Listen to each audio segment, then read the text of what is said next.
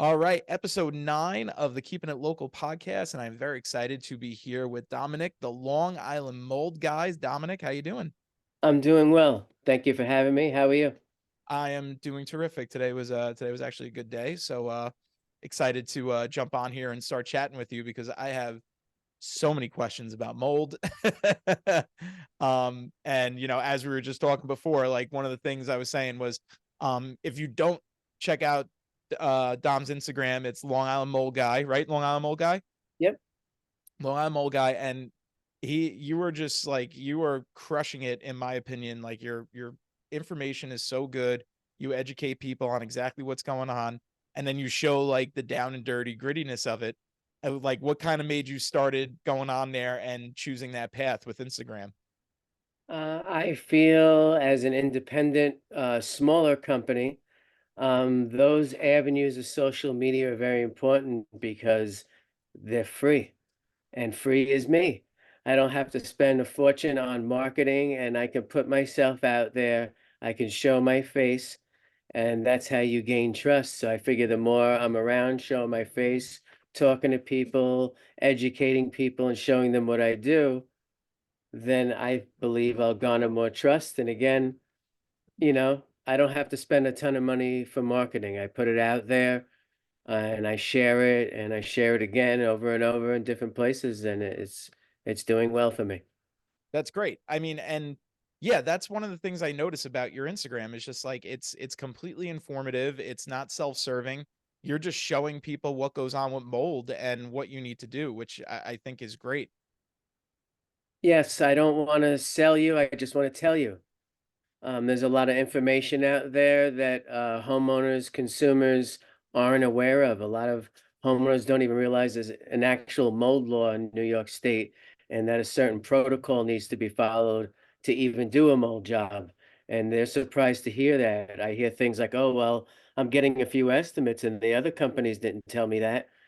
And, it's just not something they know, and they're not used to seeing what's going on. So we bring them in. I try to show them what we do, from the simple steps of just wiping this down and we're going through your things. Every little thing I try to show. This way they understand what's going to happen if they, God forbid, have to have a mold remediation in their house. Yeah, and you know what? So there's two things I want to touch on with that. I want to touch on this first and then go back to the Instagram thing, more of a business question. But with this, you're so right. Number one, because you're a professional and you know what you're doing. But number two, from the real estate perspective, mold is one of those issues, a safety issue for seller where you have to take care of that um for a prospective buyer because that is a real safety issue. And like you said, it has to be mitigated properly. Like you can't paint over it. You can't just wipe it down and say it's done or again paint over it because technically like you that's fraud. Like you're not actually taking care of the problem. You're just covering it up.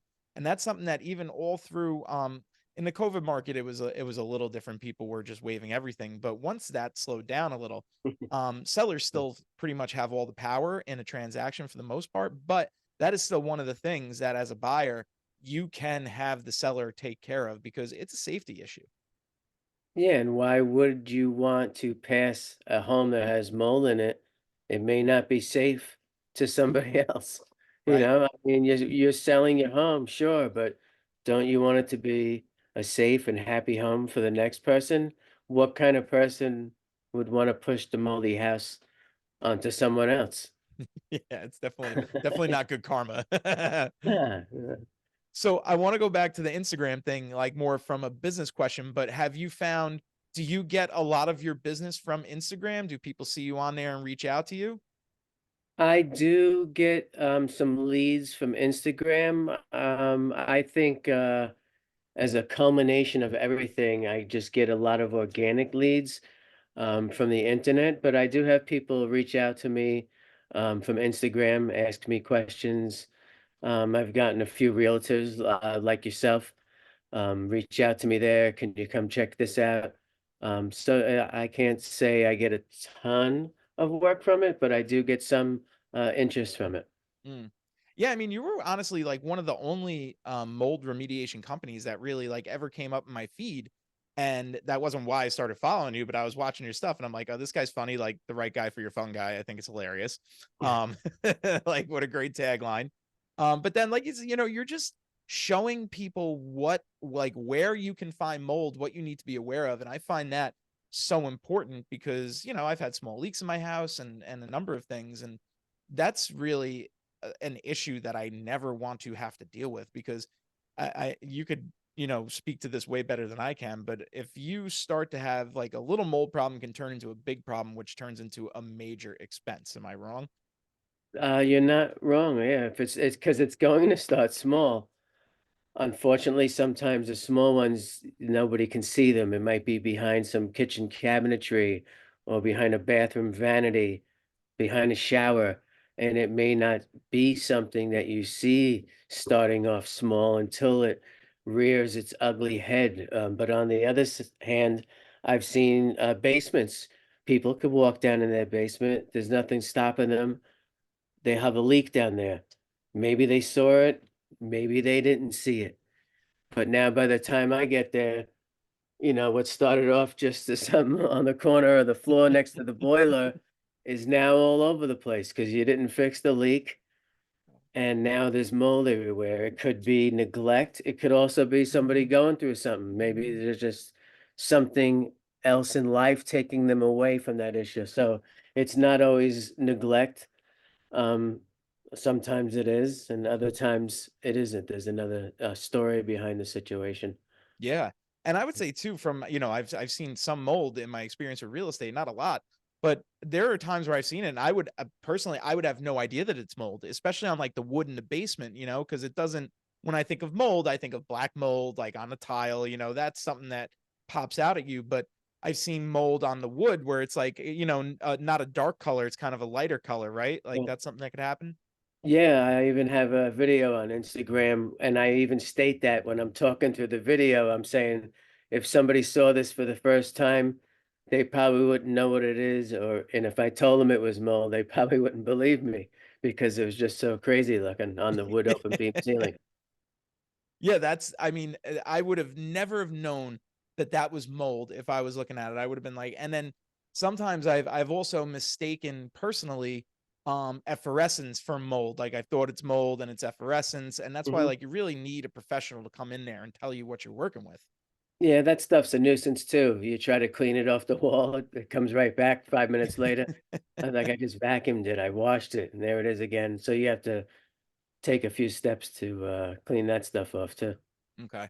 Yeah, what are the steps if someone has well, first of all, I guess is effervescence like a problem like a health concern or anything like that, or is it just an indicator that you have moisture coming in? Like what's the deal with that? Right. From my understanding, there's a salt or some type of mineral in the foundation wall, and then the moisture's coming through and bringing that salt with it to the surface, or that mineral, salt or a Okay. mineral. I'm not positive, but that's what I've researched. And it turns into that powdery white stuff.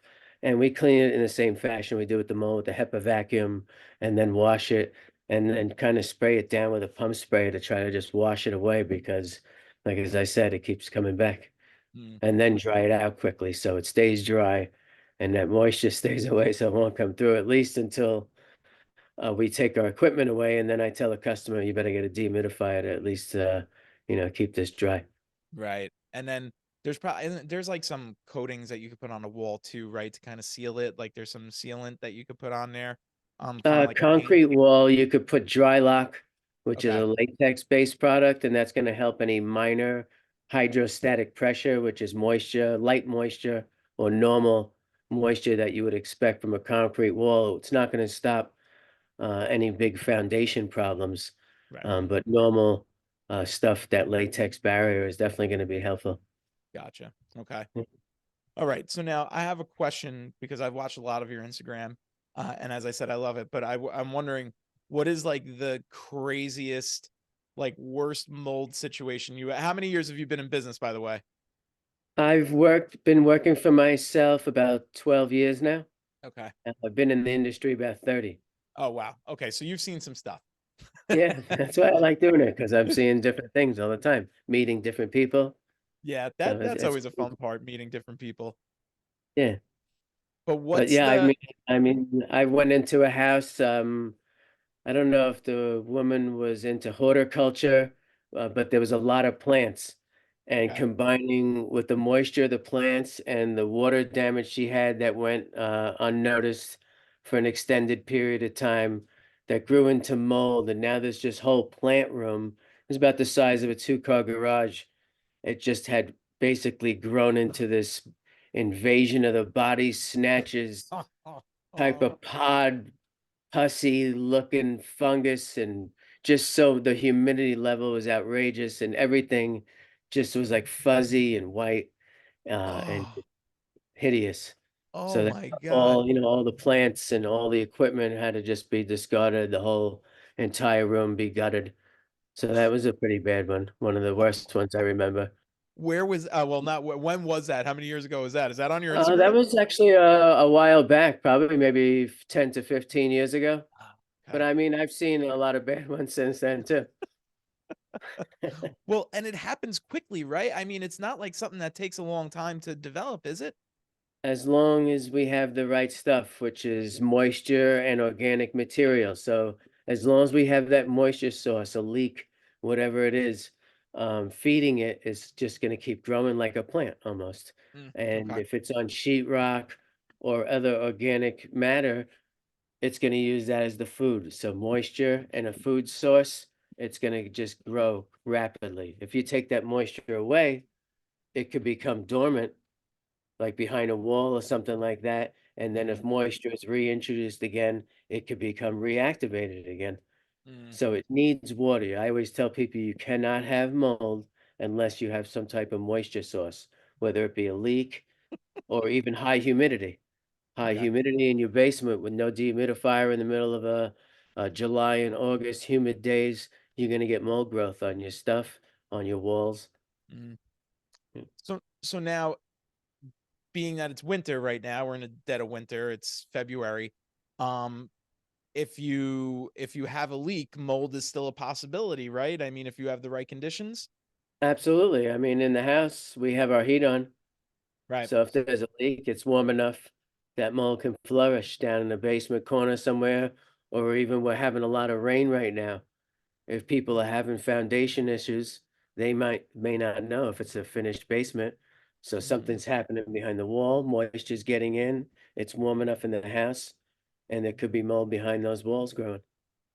One of the things that I'm noticing now in a lot of houses that and like houses that are not newer houses necessarily, but houses that are now finishing their basement, if they have the space, a lot of them are putting that like 2 foot span between the drywall and the foundation to be able to see those issues. Because like you said, like my basement was finished, we bought this house flipped, and whether it was intentional or not, the guys who flipped this house, the finished side of the basement turned out to be where the foundation cracks were.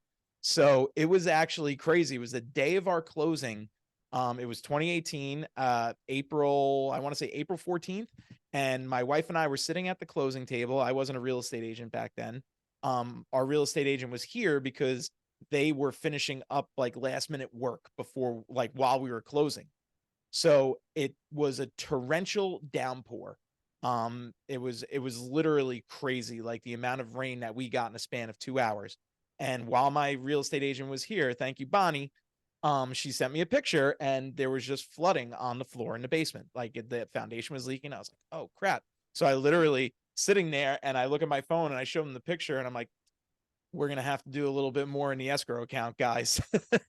So we negotiated like 5 grand to go into the escrow to potentially to fix whatever foundation issues we had. And most of it was on the finished side of the basement. So within 2 months, we had to have someone come over, cut into the drywall, try and patch Yeah. it up. They dug out front. They did all these things. Finally, we did the French drain. But, the point being, you have the finished basement. And if that drywall is right against the foundation, you will never know until you see that water coming up. And by that point, it might be too late. Right, it might be too late. Yeah. You Yeah. say you have a French drain working out for you? The French drain is great.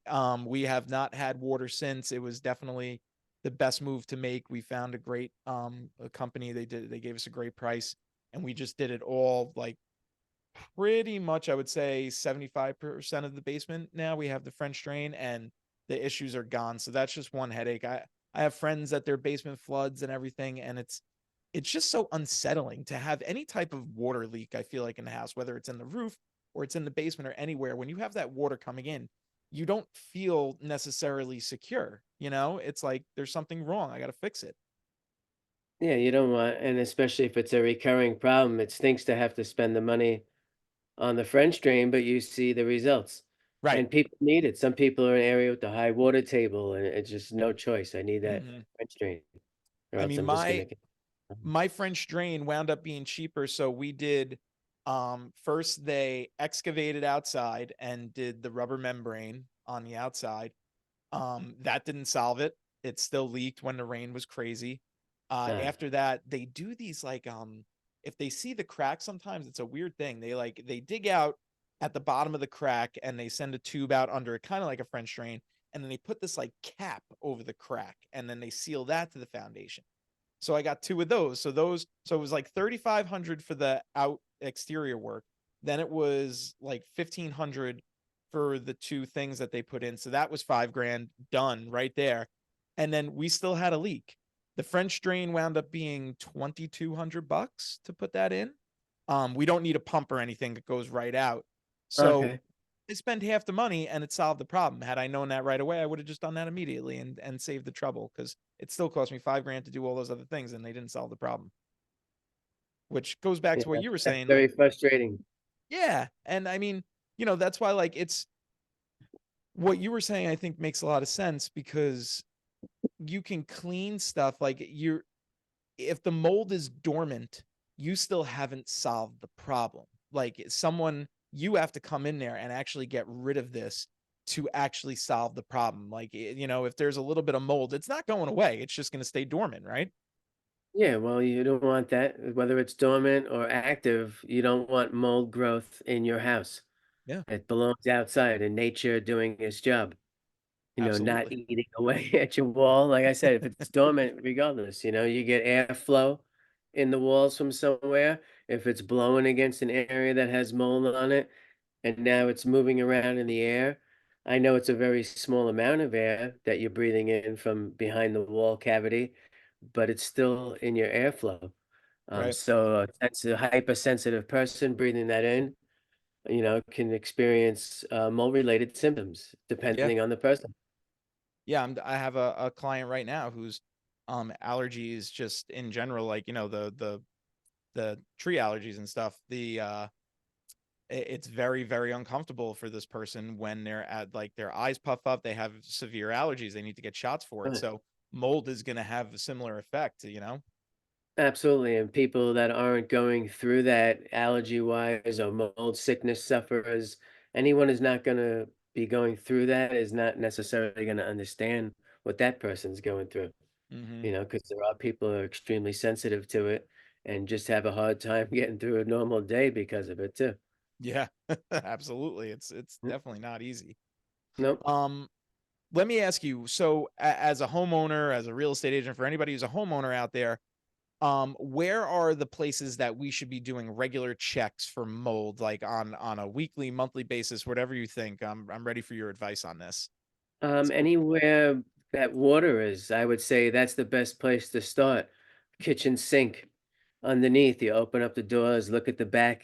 I know some cabinetry, you're not going to actually see the sheetrock. You may only see the back of the cabinetry, but I always suggest not filling that sink base up with a lot of products and stuff like that. Leave it open.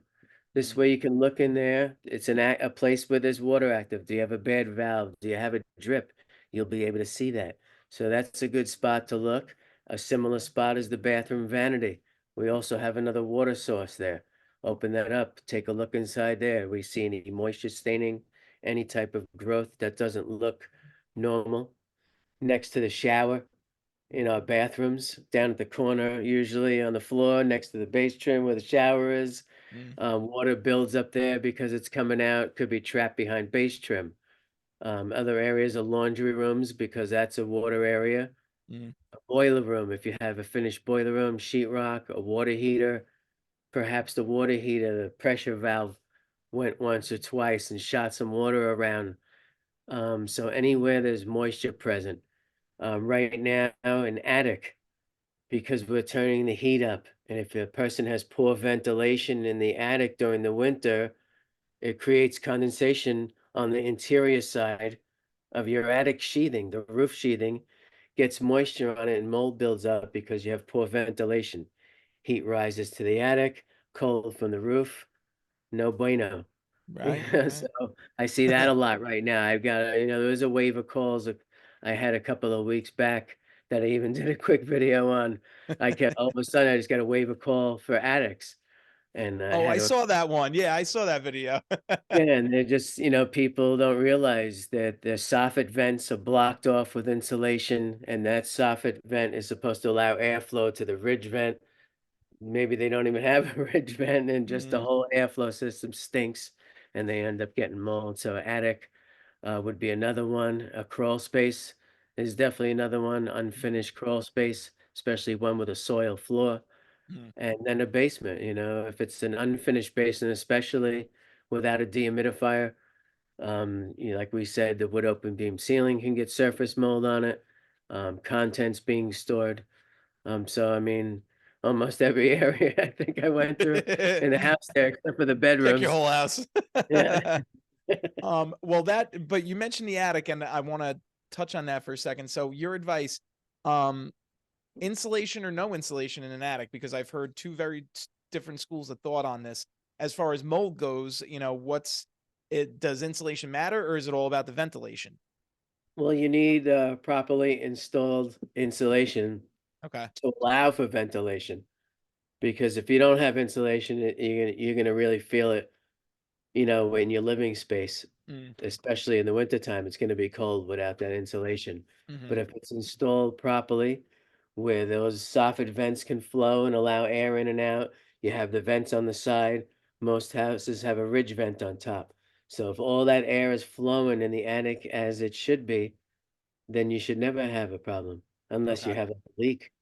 Leak's a different Right. story, but we're talking Right. about ventilation. As long as everything's ventilated properly, that it's just gonna, nice happy flow. Mm, okay. Yeah. So Yeah. as long as the vents are good, you're pretty much fine.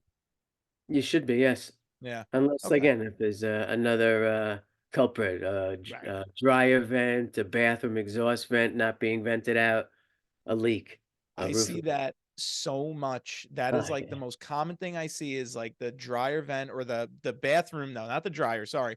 The Yeah. bathroom vent going into the attic, but not going through the roof. Yeah. And it's like, what's the point? That's more work. Yeah. Yeah, but it's crazy. It's like this, and I mean, honestly, like, what do you got to do? Run the PVC another 4 feet? Like, just get that out of there. Or you're just gonna cause a problem. I've seen people like try to duct tape it to the vent that's going out, the little air vent on the side of the house, or to an old, the old style attic fans. They'll Yeah. have one of those. You see them like try to hook it onto that so that when it flows out, it's gonna hopefully go out through Mm. there. God, it's so crazy. It's such a simple thing that's gonna, again, it's like another simple thing that's gonna save you a lot of money in the long run. Because Absolutely, why not? I mean, I know it's gonna cost you money to make a hole and run it right, but it's gonna benefit you in the long run. It's your house. It's supposed to be your investment. A place where yep. you want to be safe for a long term, perhaps. Mhm. Why not do the best you can to take care of it and do things right?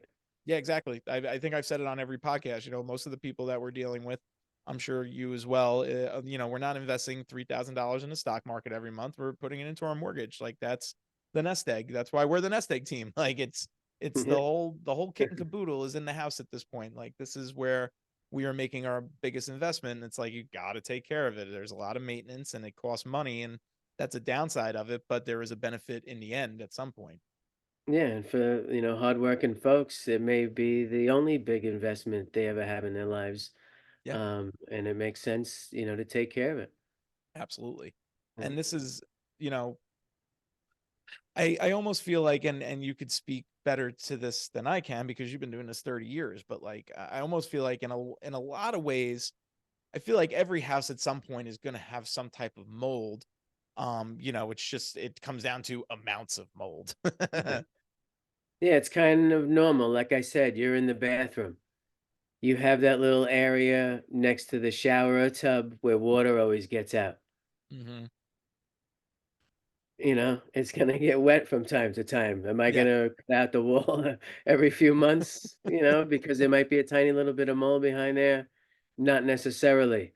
Um, in a basement, sometimes in a finished basement with a sheetrock, if it's installed touching the floor, and the hydrostatic pressure, which is that moisture that wicks up normally, touches that sheetrock over time, touches it, doesn't touch it. Every once in a while, it's going to wick up a little water.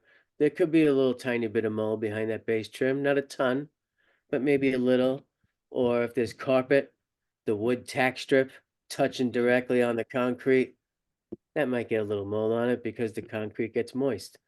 So if we know why it's happening and it's not necessarily the end of the world, yes, there could be a little mold in everybody's house. Yeah. I'm not promoting that it's a good thing, but it's just if we think realistically, there's more than likely a little tiny bit of mold here and there in Yeah. somebody's house. It's always amazing though, the few issues with it that I've dealt with, especially like in a basement. I've seen it where, you have the spot, it's like, well, here's the mold spot, and it's like, okay, but if you really want to get this right, especially in a finished basement, like, I got to cut this open. Like, I got to see, like, this is where it is. This is where it's visual, but this might not be where the problem is totally located. This might only be one spot. So a lot of times I feel like you probably do have to, cut into the sheetrock a little bit and see, because like you said, you don't want to have just the one spot taken care of and then there's mold growing everywhere else. Like, how often do you see that you have to investigate a little bit further once you find it? I'm sure it's situational dependent, but It happens, or even in a situation where we don't see any visible mold. The customer may have had some air testing done by a mold assessor and it came back elevated. Maybe they have a history of having a water damage or a leak or two, but they still don't see any visible mold. So then I'll say to them, hey, what we can do is make exploratory openings.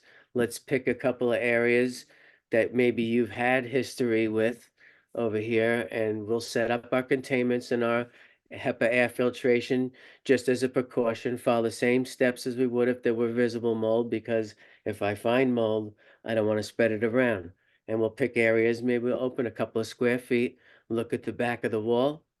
If it's clean, that's a good sign. And maybe just check to, other areas, like I said, that may have had an incident and see if anything's going on. If there's nothing there, then hopefully, we put the customer at ease and calm them down a little bit, because when they see elevated mold in the air, but don't see any in the house, it kind of makes the situation tough for the homeowner, mm, because now it gives them heightened anxiety. I was concerned about mold already. I had this mold assessor come in and test my air. There's mold in the air. I don't see any.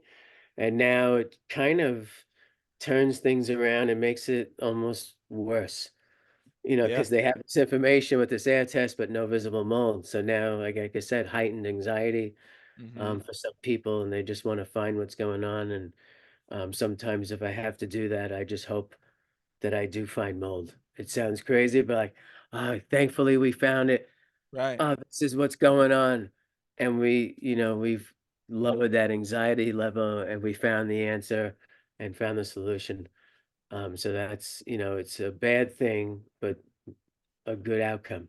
Yeah. I mean, no one likes the invisible enemy, right? Like, when you No, know it's there and you don't know where it is, that's a scary, scary situation. Like you said, high anxiety. yep. All right. So I want to just jump in quickly to your business and then we could probably wrap it up. But so how did you get into the mold mitigation business? Like, how did that start? Way back in the day, back when I was a young rookie, I had, I had a part-time job. I forget what I was even doing. I maybe working at a pet land or something 30 years ago. I don't remember. But I was looking for more income and I called somebody about office cleaning. I wanted to do office cleaning at night. Mm, And the woman who answered the phone had a boyfriend that does what I do now. He had a small company and, he did restoration work. She said, you should call him. You can go to work for him and just have one job instead of having to work two. Mm. It pays a little better than what we're doing and what's going on. So I got in with him, and a lot of it, prior to the mold, was more puffbacks and fires.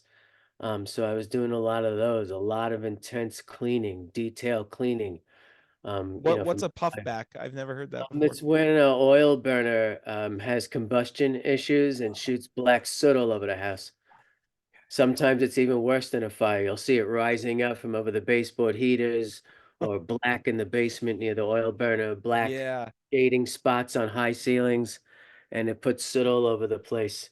And like I said, if the customer's not home and that oil burner's puffing back, I've seen some bad ones of those. Things been shooting soot all over the house for a week, and you come home and everything's black everywhere. It's just ridiculous. You got to throw a lot of stuff out.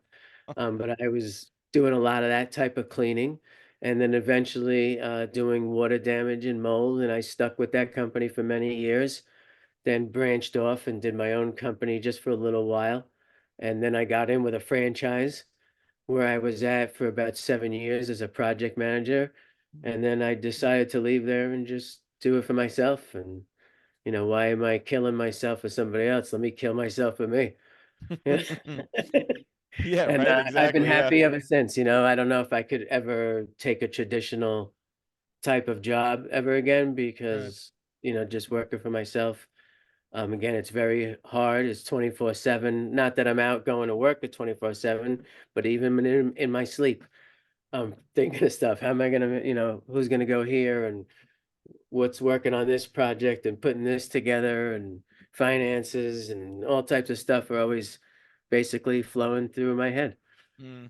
Even though I don't work for somebody else and give up a lot of time from them, I still give up a lot of time running my own business, but it's so much more rewarding. And I can control what I do. I can see my family every day for dinner, and I'm not out all the time working crazy hours. And that's why I uh, leaned more towards doing mold. It's not an emergency. Where Mm. water damage and fire is, sometimes you're going out at 2 in the morning, or Friday at 5, Sunday in the middle of the afternoon. I've done it for so long. I said, I don't even want to do that no more. Mm. I want to focus on mold. I could structure it. I can help more people that way, and I can be with my family more. Mm. And I'm not, you know, spreading myself too thin, Yeah. and I can run my own thing and do it the Yeah. way I want to.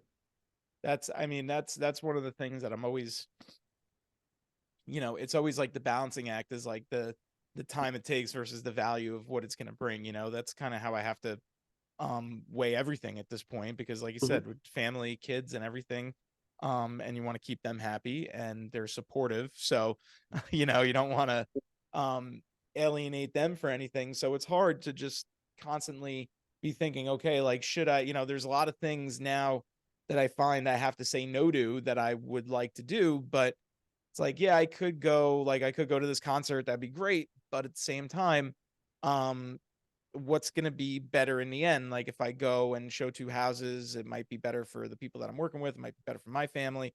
So it's like, it's at this point I just got to weigh everything out based on that. It's like, how much time is it going to take? What value is it bringing? And go from there. And that's really Right. like the decision making. Yeah, that's the way I feel as I'm getting older now, especially when it comes to finances and stuff. I'm like, I have to buy things that are gonna make me money now. It's Yep. like I don't want to buy that. What's that gonna do for me? Yeah. And these are the thoughts that run through my head. It's like, what could I do to make sure we don't run in, if we run into a slow time, we have something happening so that we're still being taken care of and still making things happening. And it's just, it's a lot of things happening at once, but I don't think I would trade it for everything, anything. Yeah. It's a lot. It's administrative. It's a lot of administrative stuff and logistics and planning and things like that, but not you're still ultimately in control of what happens. And I think that's the big trade-off Mm, right there is mm. it's your time and you decide how you spend it, but you got to manage everything going on to be able to control it. And I spend a lot of time creating content too. So I may even spend more time doing that than I do actually working sometimes. It Ollie, could suck you into content creation. Like it could really pull your time, and all of a sudden you look up and it's like, shit, it took me an hour to make that reel. Damn it. yep. And I'll look at that thing. I think it pops up on Sundays on my iPhone. It tells you what your screen time is. And I'm like, how is that even possible? I look at it. I'm like, it's just ridiculous, you know. But Well, I you know mean, what at the though? same time, it's helpful to me. So Right. And your screen time is you creating. It's not you like doom scrolling and just, oh, that's cool. You know, like you're creating content for people that's educational. They learn, like I learn a lot from your stuff. I just look at it, I'm like, oh, that's really crazy. Like that's really cool. Yeah, I never thought to look for mold behind there. That makes sense. So, you know, it's good use of screen time as opposed to just being sucked away into the algorithm. yeah, I have to remain productive. Yeah. So you're not Yep. doing something productive with your day.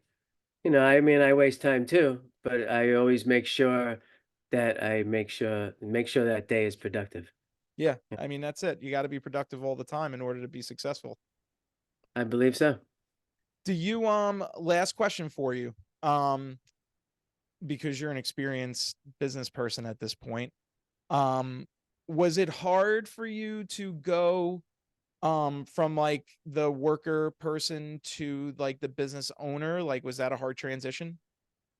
Yeah, it was hard for me. Again, I've never worked for myself before. I mean, I've had little quirky businesses in the past growing up, doing little detailing a car and yard work, little stuff that you try to Yeah. put together, to make some money here and there. But this was like my first real business. So yeah, it was challenging. It's still challenging to this day. I feel I'm always learning.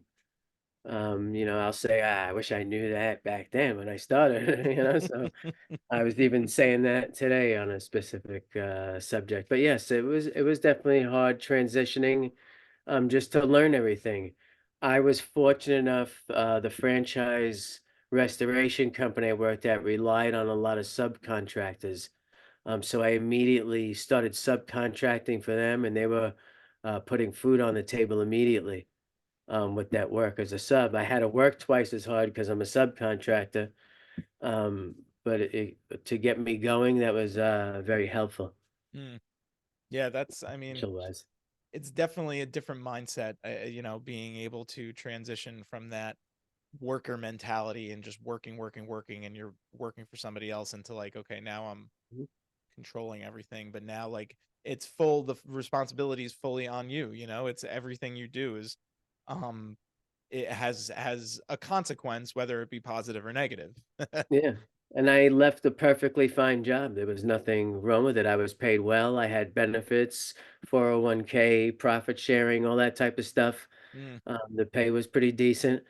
But again, they sucked. Even when I was off, they would be bothering me and just bothering me relentless. And when it got busy, they just kept trying to get you to go to all these jobs. I'm like, how can I be at so many places at once? We ran out of resources. It's a storm. Isn't this enough? We have enough work. You're bringing in a lot of money. Yeah. And Yep. you're still just taking it and taking it. I understand we got to keep business going, but it got so relentless. I was like, I was, sick almost. So I was like stressing out, Yeah. I gotta get away from this and try something else.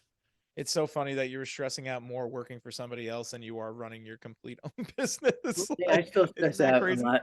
Yeah, I'm sure you do. I don't blame you. But like, you know, you seem a lot like in a much better place from the way you sound now as opposed to how you were then. Much happier, much happier. Yeah. Yeah. Uh, and it kind of, you know, there's one thing that it reminds me of that you said where it's kind of like, you could correct me if I'm wrong about this, but my guess is that you were very good at what you were doing. And it's almost like sometimes when you're very good, the reward is you get used more and you get worked to Absolutely. the bone because you're good. And it's like, well, we need this, we need the right guy. Let's send Dominick. And all of a sudden it's like they want two of you and there's only one of you, you know, they'll work you to the bone Yep. because you probably are one of the best guys there. There was even funny times though. They're like, just, that difficult customer, maybe the other project manager wasn't send Dominic, he'll get Mhm. along with this person. I'm like, why are Yeah. we catering to this person if they're being mean to you or, Right. not listening to what you're saying, whatever the situation was? Like, don't send me, you know? Yeah, but then they probably figured that you were gonna go in there and make them happy and do right by them and Yeah, uh, I'm always known for being able to calm down and help out the situation with a difficult, or maybe not even you. People say difficult customer, but they just may be overwhelmed with what's going on, and that's what makes them appear difficult. But you have to have a certain temperament to deal with certain situations in this line of work, especially like I said earlier, if you're dealing with a fire or a bad situation like that, if you're not in the right frame of mind to help somebody, it could, the whole thing could just go sour on you. You have to know how to talk to people and help them through what's going on. yeah, because that's a very emotionally charged situation there. I feel like even forget about the fire, like even just mold is a very emotionally charged Yeah, situation. absolutely. It's like, Yeah, the oh my mold, goodness. turn your whole life upside down. I Yeah. run into very sensitive situations and overwhelmed people all the time. Yeah. Yeah, like you said, you got to be the right type of person to be able to talk someone through that and make them feel confident in what you're doing, which I'm sure Hmm. you are.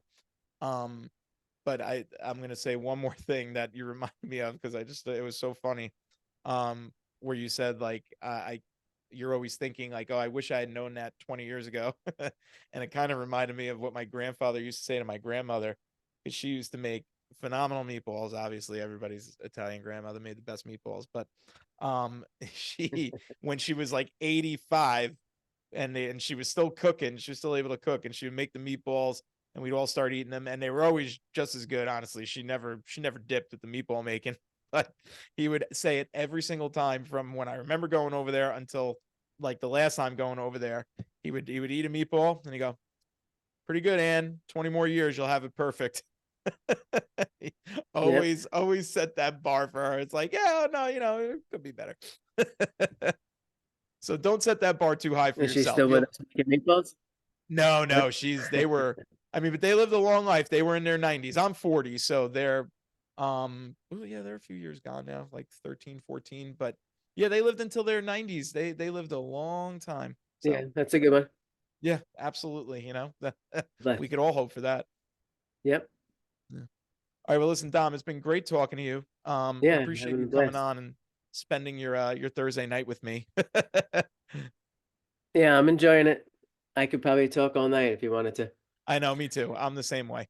Yeah. I could just talk about all this stuff because I find it so interesting. But I'm gonna put your website is linked in here, the Instagram so people can find you. But if you have any parting advice that you want to give to any homeowners or anything about mold remediation or anything, feel free.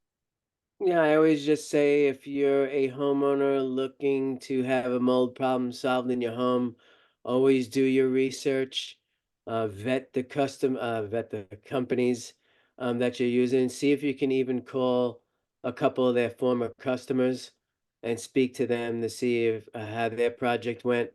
There's just a realm of companies out there trying different things to get in your home, offering stuff for free, doing things that aren't in line with the New York State mold law. So if you want it done by the book, there are companies out there that are doing it by the book, and it's just a matter of doing your research and finding them. And it's not necessarily an affordable project to have done. So that's another reason to get multiple estimates, not only to see who you're going to be dealing with, who you're going to have in your home, but of course, cost wise.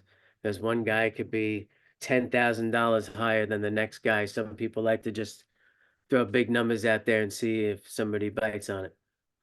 So do your research. It's I always know that someone's good at what they do and actually care when they tell them get multiple estimates. Because you're Yeah, not saying absolutely. I'm the only guy, I'm the one who does it right, blah, blah, blah. You're saying do your research, get multiple estimates. That just tells you And that again, you're I'm not saying call me, just do your research, yeah. call me if you wish, I'll help you. But there's plenty of people out there that do what I do. It's a matter of finding the right one that works for you. Well, listen, we know who the right guy for your fungi is. Yeah, that's right, baby. I love that tagline. All right. Thank Well, you. Dom, it's been great talking to you. And yeah, we'll see you soon. Hopefully we'll do this again. We're probably gonna have to do a summer edition. Yeah, that'd be great. Anytime.